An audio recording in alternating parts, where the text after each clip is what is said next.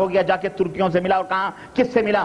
شیخ یہ ابن سعود نے جا کر کے اس کے اوپر قبضہ کیا، اور وہاں جا کر کے پھر اس طرح سے یہ مملکت پھیلنا شروع ہوئی، پھر قسیم، پھر اس کے علاوہ شرقیہ، مشرق، اور اس طرح دھیرے دھیرے اس کے بعد زمانوں کے بعد پھر ملک جو ہے حجاز، جلالت الملک کا جنہیں خطاب دیا گیا، شاہ فہد حفظ اللہ کے والد حضرت شاہ عبدالعزیز رحمۃ اللہ علیہ، جنہوں نے آ کر کے حرم کے اندر مکے کے اوپر قبضہ ہوا، حجاز کے اوپر قبضہ ہوا، اور مختلف جگہوں پر شرک و بدعت کا خاتمہ ہوا، اور جہاں بھی غیر اللہ کی پرستش ہوتی تھی سب کو ختم کیا گیا، اور اس طرح سے کعبے کے اندر جو 4 مسلح بنائے گئے تھے ان 4 مسلوں کو ختم کر کے جو امت کے اندر جو تفریق تھی، ملک عبدالعزیز رحمۃ اللہ علیہ نے باقاعدہ جا کر کے اس کو ایک امام کے پیچھے سب کو کھڑا کیا، اور اتحاد اور اتفاق کی ایک مثال قائم کی جو آج تک الحمدللہ قائم ہے اللہ کے فضل و کرم سے۔ اور اس کے بعد اللہ نے زمین بھی دی، دولت بھی دی، ورنہ یہی زمینیں احسا وینا دریا والوں کے پاس تھیں، لیکن زمین نے اپنا خون ان کے لیے،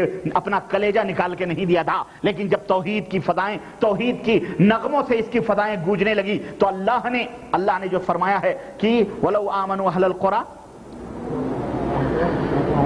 اگر یہ بستی والے اللہ کے اوپر ایمان لائیں، وَلَوْ أَنَّ أَهْلَ الْقُرَىٰ آمَنُوا وَاتَّقَوْا، اور اللہ سے ڈریں، لَفَتَحْنَا عَلَيْهِمْ بَرَكَاتٍ مِنَ السَّمَاءِ وَالْأَرْضِ، اگر یہ بستی والے اللہ کے اوپر ایمان لائیں اور اللہ سے ڈریں تو ہم آسمان اور زمین سے اپنے برکتوں کے دہانے کھول دیتے ہیں۔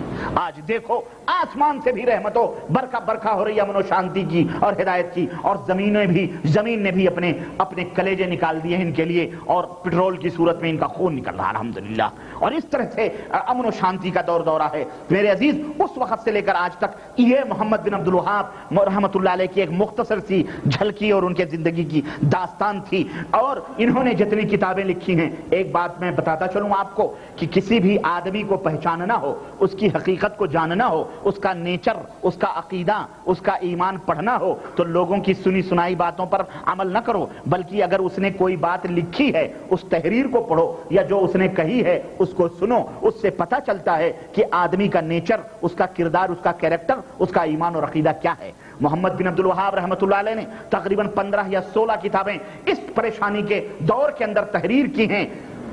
ان کتابوں کو دیکھو، ان کتابوں کو پڑھو، اور ہم تمہیں چیلنج کرتے ہیں، اور آج الحمدللہ مملکت سعودی عربیہ کے اندر وہ کتابیں چھپ رہی ہیں، بٹ رہی ہیں، فری میں تقسیم ہو رہی ہیں۔ جاؤ دنیا کے کسی مفتی، جاؤ کسی محدث کے سامنے ان کتابوں کو پیش کرو اور کہہ دو کہ اس میں کوئی ایک بات بتلا دو جو قرآن و سنت کے خلاف ہو، اور کہنے والوں نے، گالی دینے والوں نے گالی دی، اور کہا گیا کتاب التوحید کے سلسلے میں ایک حضرت تھے درس دے رہے تھے، کہنے لگے وہ تو مت پڑھو، وہ تو کفر سکھاتا ہے، وہ تو اس کے اندر حرام ہے، یہ ہے وہ ہے، اسلام سے دور کرنے والی کتاب ہے۔ کسی نے آگے کے محمد بن عبد الوہاب کے نام کے پیپر پھاڑ کر وہ کتاب اپنے استاد کو دیا کہ حضور یہ کتاب مجھے کسی نے دی ہے، آپ پڑھیے۔ اس نے وہ کتاب پڑھی، پڑھتے پڑھتے 1 دن 2 دن ہفتہ گزر گیا، کہا حضور وہ کتاب تو واپس کیجئے۔ کہا میاں یہ کتاب تمہیں ملی کہاں سے؟ کہا بس ایسے مل گئی۔ کہا یہ تو بڑی قیمتی کتاب ہے، اس میں تو قرآن و سنت ہی کی باتیں موجود ہیں۔ کہا اچھا، کہا یہ تو کس نے لکھی؟ کہا یہ تو پتہ نہیں، کہا یہ تو بہت بڑے عالم کی لکھی ہوئی کتاب ہے۔ تب جب دیکھ لیا کہ استاد اب ایک دم عاشق اور فریفتہ ہو گیا ہے، تب اس نے وہ کہا کہ حضور یہ اس کا ٹائٹل ہے، میں نے پھاڑ کے رکھ لیا تھا، یہ کتاب التوحید ہے جس کے خلاف دن رات آپ ہم کو سمجھاتے رہتے۔ تب اس نے توبہ کی، تب اس نے توبہ کی، اور اس طرح سے امت کو گمراہ کیا گیا میرے عزیز، اس طرح گمراہ کیا گیا امت کو۔ آج نماز کا پتہ نہیں، روزے کا پتہ نہیں، حج کا پتہ نہیں، زکوٰۃ کا پتہ نہیں، لیکن یہ ضرور ہماری بستیوں میں پتہ ہے کہ اگر یہ کہہ دیا گیا کہ یہ وہابی ہے تو خلاص ختم، رشتے ناتے لین دین۔ ایک مولوی تھا، امام تھا، خطیب تھا مسجد کا، بنیا ہندو تھا، اس سے باقاعدہ قرض لیا کرتا تھا۔ سال گزر گئے، 2 سال گزر گئے، بنیا نے کہا مولوی صاحب کم از کم میرا قرض تو دے دو۔ اس نے کہا بھائی قرض مانگ رہا یا نہیں، میری وجہ سے تیری دکانوں پہ سب آتے ہیں۔ کہا آپ کی وجہ سے کیا آتے ہیں؟ پورا گاؤں۔ بولے میں پورا گاؤں میری وجہ سے آپ تمہاری دکان پہ لیتا ہے، مجھ سے مت مانگیو۔ کہا نہیں مجھے قرض چاہیے کچھ بھی ہو۔ دوسری جمعہ کو مولوی نے خطبے میں کہہ دیا کچھ، مولوی نے خطبے میں تقریر کر دی، اور تقریر میں کیا کہا کہ لوگوں بنیا وہابی ہو گیا ہے، حالات بنیا وہابی ہو گیا ہے۔ اب وہ جاہل بیچارے ان کو پتا کیا ہے، اب دیکھ رہا ہے بنیا دروازے پہ بیٹھ کے کوئی نہیں آ رہا ہے، جو لوگ صبح شام آ کے بیڑی سگریٹ پیتے تھے وہ بھی نہیں آ رہے، گزر رہے ہیں، اس سے بات بھی نہیں ہو رہی ہے، کچھ بھی پریشان ہو گیا، ایک دن دو وہ پریشان ہو گیا، کسی سے پکڑ کے کہا کہ بھائی میرے ہاتھ جوڑتا ہوں، یہ تو بتاؤ یار، یہ میری دکان پٹ رہی ہے، تم لوگ میری دکان مجھ سے کچھ بات بھی نہیں کر رہے، بات کیا ہے، وجہ کیا ہے؟ کہنے لگے تجھے نہیں معلوم؟ کہا نہیں۔ کہا رے مولوی صاحب نے تقریر میں کہا ہے تو وہابی ہو گیا ہے، اس لیے تیرے ہاں لین دین بات چیت بھی بند، خلاص۔ اب بنیے کی سمجھ میں پوری کہانی آ گئی، مولوی سے ادھار کا میں نے تقاضا کیا، مولوی نے میرے کہا یہ وہابی کیا ہوتا ہے؟ کہا یہ تو مجھے نہیں معلوم ہے، لیکن مولوی صاحب نے کہا تو وہابی تو برے ہوتے ہیں اس لیے خلاص۔ کہا یار میں کیا جانوں وہابی لہابی، میں تو ہندو ہوں۔ کہا کچھ بھی ہے، وہابی ہے۔ اللہ کی قسم، اس طرح سے مولوی کے پیر دوسرے دن جا کے جمعے کے پہلے ہی پکڑ لیا اس نے دروازے پر، کہا مولوی جی مجھے معاف کر دو، زندگی بھر ہمارے یہاں سے ادھار لو، ہم تمہیں کبھی نہیں چھیڑیں گے، لیکن مسجد میں اعلان کر دو میں وہابی نہیں ہوں۔ اللہ کی قسم، دوسرے دن پھر شروع۔ اس طرح سے امت کا بیڑا غرق کیا ہوا ہے، یہ وہابی ہیں، وہابی ہیں، وہابی ہیں، وہابی ہیں۔ یہ کیا ہیں؟ لہابی ہیں۔ اب میں کہوں تو لہابی ہو، لیکن کسی کو ولا تنابزوا بالالقاب، کسی کو برے القاب سے یاد نہ کرو۔ اگر مسلمان ہو، قرآن پہ ایمان، تو وہابی کیا ہے؟ وہابی کس کو کہتے ہیں؟ ارے وہابی اگر تمہیں کچھ اگر کہتے ہیں جی وہابی اس لیے کہ وہ نجدی کے ماننے والے ہو، تو ان کا نام عبد الوہاب تھوڑی تھا بھائی، ان کا نام کیا تھا؟ محمد بن عبد الوہاب تھا، تو تم محمدی کہو۔ اگر حق کہنا ہے، نسبت کرنی ہے، محمدی کہو۔ لیکن کیوں محمدی کیوں نہیں کہتے؟ کہیں گے دنیا پھر کہے گی اما وہ محمدی ہے تو تم کیا جہنمی ہو، ہے کہ نہیں؟ محمدی تو اچھا نام ہے، حضرت محمد صلی اللہ علیہ وسلم کا نام ہے، اس لیے اس نام کو بھی ختم کر کے باپ کو بیچ میں شامل کیا۔ کس کو؟ باپ بیچارہ، اس کی کیا نسبت، اس کے باپ کو بیچ میں شامل کیا۔ دیکھیں دجل، دیکھیں مکاری، دیکھیں کہ تم کو اگر محمدی بھی کہیں گے تو دنیا ان کو کہے گی وہ محمدی ہے تو اچھی بات ہے کہ نہیں؟ اس لیے یہ نام بھی ہٹا کر باپ کو لیا گیا۔ استغفر اللہ، اس طرح سے مکاریاں کی، اور ہمارے ہاں کیا مشہور کیا جاتا ہے، اور ان کی کتابیں بہت ساری ہیں میرے عزیز۔ المہم اس طرح شیخ محمد بن عبد الوہاب رحمۃ اللہ علیہ کی یہ دعوت چلی، اور اللہ کے فضل و کرم سے آپ اس کا نتیجہ دیکھ رہے ہیں۔ آج دنیا میں، جب ایک زمانہ تھا کہ کوئی اپنے آپ کو وہابی کہتے ہوئے شرماتا تھا، آج اپنے ملکوں میں اگر وہابیت یہی ہے، قرآن و سنت کو مانا۔ ایک نواب صاحب تھے، ہے نا، اب نواب لوگ تو ہوتے ہی، ان کے حاشی مواشی بیٹھے تھے، کسی نے کہہ دیا کہ فلانے جو آپ کے بغل میں بیٹھتا ہے وہ وہابی ہو گیا ہے۔ اس نے کہا کہ ابے تو وہابی ہو گیا؟ کہا حضور آپ کہاں کی بات، یہ داڑھی منڈا ہوں میں کہاں وہابی ہوں، وہابی تھوڑی داڑھی مڑاتے ہیں۔ سوچیں دیکھیں، جو داڑھی نہ مڑائے، جن کے پیشانیوں پہ نماز کے دھبے ہوں، جن کے پجامے اوپر ہوں، جو داڑھی رکھتے ہوں، جو نیاز نہ کرتے ہوں، جو فاتحے نہ کرتے ہوں، بلکہ ان کے جو بدعقیدگیاں ہیں جو ان کے خلاف ہوں، وہ سارے کے سارے کیا ہیں؟ انگریزوں کو انہوں نے، خبر پرستوں نے اور دوسرے لوگوں نے مل کے یہی پٹی پڑھائی تھی کہ ٹخنے سے اوپر کرتا، نمبر یہاں پیشانی کے اوپر نماز کا دھبا، ہے نا، اور نمازی اور داڑھی لمبی، یہی وہابی کی نشانی ہے۔ چنانچہ انگریزوں نے جتنے ایسی شکل میں تھے سب کو گرفتار کروایا تھا، اور گرفتار کروا کر کے قتل کرایا تھا۔ اور ہندوستان، بنگلہ دیش، اس کی تاریخ جب وہ پڑھیں گے آپ تو پھر آپ کو پتہ چلے گا، میں اس موضوع پہ نہیں جانا چاہتا ہوں۔ بہرحال اور آگے میں بڑھتا ہوں۔ اس طرح میرے اب یہ ہے کہ سوال یہ پیدا ہوتا ہے کہ اتنی عظیم اور اتنی صاف ستھری کتاب و سنت کی دعوت کو کن لوگوں نے بدنام کیا؟ تو واضح جواب ہے، بدنام کرنے والے یہی قبروں کے پجاری، شرک و بدعت کے رسیا، اور یہی لوگوں کا مال، ان یاکلون اموال الناس بالباطل، جھوٹے طور پر مال کھانے والے، انہوں نے اس دعوت کو بدنام کیا، کیونکہ ان سب کے اوپر چوٹ پڑتی تھی۔ یہ سب مشرکین متحد سب اس کے اندر شامل تھے، چاہے بریلوی ہوں یا چاہے دیوبندی ہوں، چاہے قادیانی ہوں، چاہے وہ انگریز ہوں، ہمارے ملکوں میں جو اپنے آپ سارے ٹوٹل اس کے خلاف، اور انہوں نے اس کو ایسا لفظ، اور آج میں کیا بتاؤں، سنو، کہتے ہیں نبی کریم صلی اللہ علیہ وسلم کی احادیث کو کس طرح تحریف کرتے ہیں۔ ہمارے ہاں مولوی تقریر کرتا ہے کہ اللہ کے نبی نے فرمایا تھا کہ ایک زمانہ آئے گا کہ نجد سے فتنہ اٹھے گا۔ آؤ یہ شک کو میں بتاؤں ذرا، ہاتھ کنگن کو آرسی کیا ہے، علم والوں سے پالا پڑا ہے، ان کو ذرا سمجھانا آپ بھی۔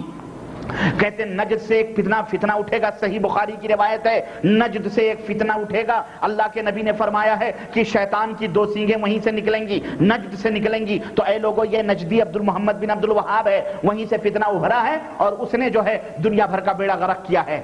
پتہ ہے حدیث صحیح بخاری کی، اس میں کوئی شک نہیں، اللہ کے نبی صلی اللہ علیہ وسلم نے فرمایا، اس میں کوئی شک نہیں۔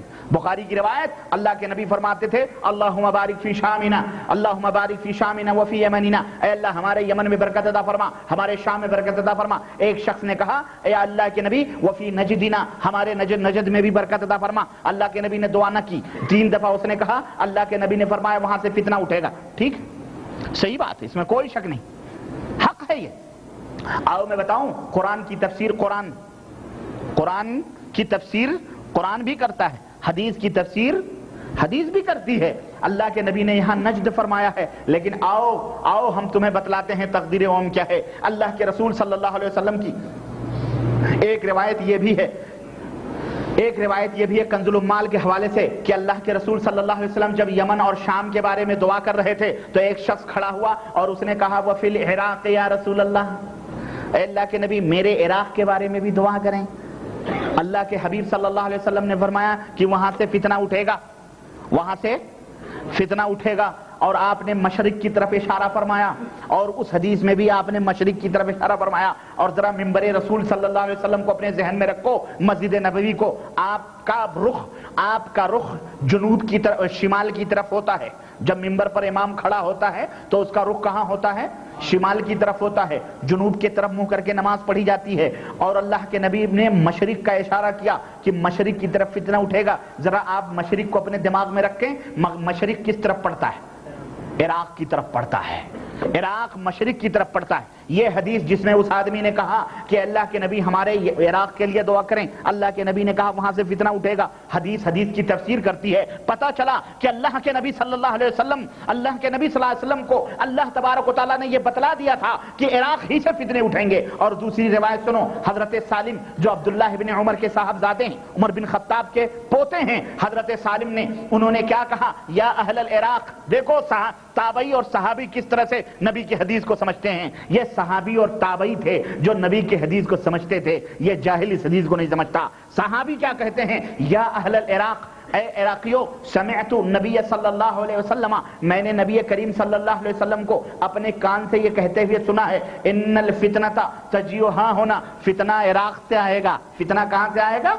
عراق سے۔ ایک نہیں، اس موضوع کی ایک اور حدیث، اور یہ حدیث کہاں ہے معلوم ہے؟ یہ مسلم کے اندر ہے، وقت نہیں ہے، اگر جس کو مزید تفصیلات چاہیے میری کیسٹ موجود ہے، فتنہ نجد سعودی عراق، یہ کیسٹ یاد رکھو، فتنہ نجد سعودی عراق، 1.5 سال پہلے کی کیسٹ ہے، میں نے مکمل طور پر اس کے اندر جائزہ لیا ہے۔ تو اس طرح سے امت کو گمراہ کیا جاتا۔ یہ نجد جو ہے یہ عراق کا نجد ہے، یہ حجاز کا نجد نہیں ہے۔ نجد کہتے ہیں اونچی زمین کو، نجد کس کو کہتے ہیں؟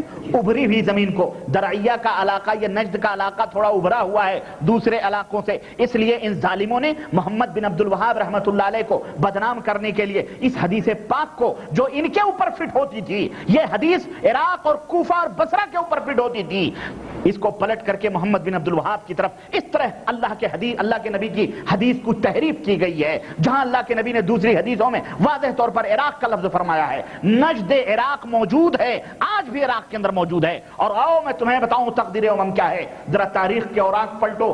فتنے اگر نجد سے پیدا ہوئے ہیں، تم کہتے ہو اللہ کے نبی نے، تو یہی ایک فتنے کی بات نہیں ہے، نجد سے آج تک کوئی فتنہ نہیں ابھرا ہے۔ لیکن اگر نجد عراق کی بات کرو تو میں تمہیں بتلاؤں کہ سب سے پہلا فتنہ جنگ جمل اور جنگ صفین کا وہیں سے ابھرا ہوا ہے، جو عراق اور کوفہ اور بصرہ ہی کے اندر ہوا ہے، جہاں صحابہ کرام کی ہزاروں تعداد شہید ہوئی ہے۔ جنگ صفین وہیں ہوا، جنگ جمل وہیں ہوئی۔ اور آگے بڑھو، معتزلہ کا فرقہ جو امت محمدیہ کے اندر افتراق جس نے پیدا کی، جو وہیں سے پیدا ہوا، اور اشاعرہ کا، جہمیہ کا فتنہ وہیں سے پیدا ہوا۔ اور آگے بڑھو، آل رسول صلی اللہ علیہ وسلم کا مقتل کہاں بنایا گیا؟